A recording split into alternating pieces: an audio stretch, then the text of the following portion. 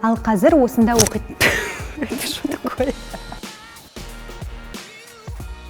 Все, у меня идея закончилась. Не, мы сейчас стативы оставим. Сәлем достар, бұл жерделі, бұл елордамыздағы жоғарғы оқу орындарына шолу айдары. Бүгін біз Қазақстандағы атамекен рейтингі бойынша бірінші орында тұрған Мақсұт Нарықбаев атындағы Казгю университетіне келдік.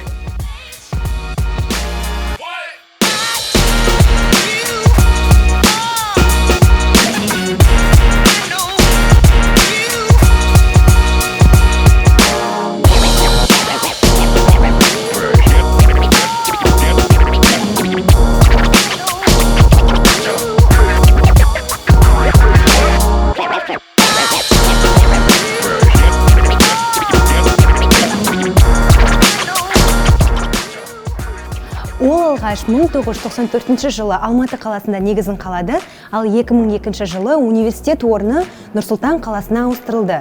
Қазіргі кезде Казгю көп салалы жоғарғы оқу орны негізінде білімін беріп жатыр. Ал қазір осында оқитын студенттерімізден университет жайлы сұрайық. Сәлем, мен есімім Перизат. Мен зерделі ақыл ой дамыту орталығынан келдім. Университет жайлы қысқаша айтып берсеңдер. Сәлем, әрине, мен есімім Жу, бұл мен досым Альтаир. Біз сіздерге көмектесуге дайынбыз. Біздің университет 7 қабаттан тұрады. Ғимаратта 11 атаулы аудиториялар, кітапхана, 3 коворкинг зонасы орналасқан. Студенттердің айтуы бойынша біз тұрған коворкинг зона, яғни IT коворкинг ең ыңғайлысы. Сонымен қатар әрбір қабатта бізде дивандар, буфеттер және де тағамдары мен сусындары бар автоматтар тұрғызылған.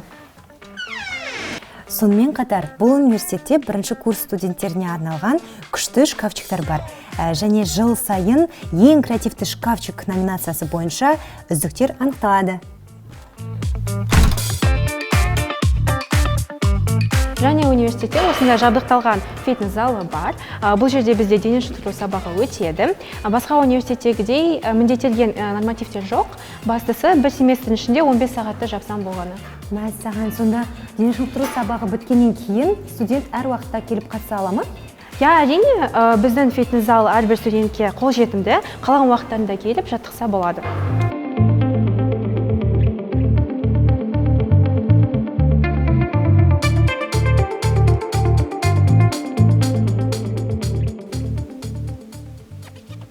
Ал бұл жерде жоғарғы заң мектебінің студенттері өзінің теорияларын практика жүзінде қолданады. Ең қызықтысы, әр жыл сайын студенттер арасынан Фемида сайланады. Университет ережелері бұзылған жағдайда Фемида сот ісін жүргізеді. Енді оқып жүрген студенттен сұхбат алып көрейік, және сіздерді қызықтырған сұрақтарды қоятын боламыз.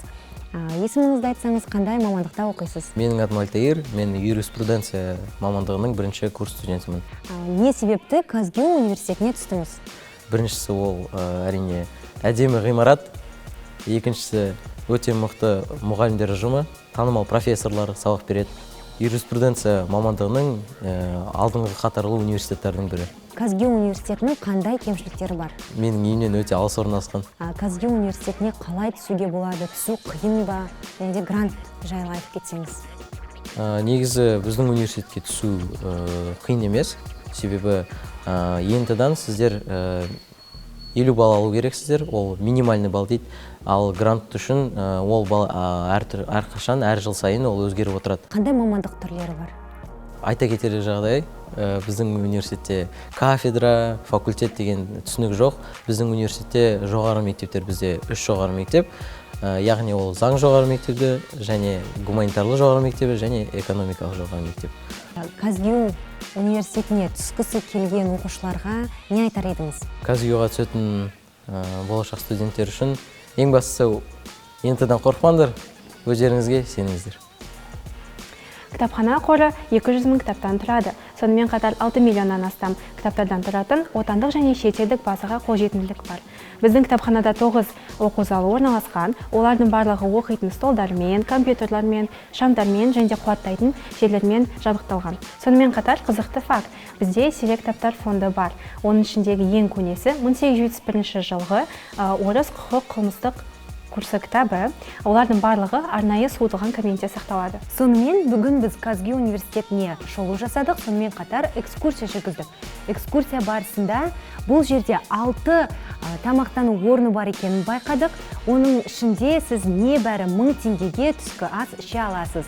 Сонымен қатар университет айналасында студенттерге арналған жатақхана бар. Университетке 2-3 минутта ғана жетесіз. Ал егер де қаладан қатынайтын болсаңыз, орташа есеппен 30 минутта жете аласыз.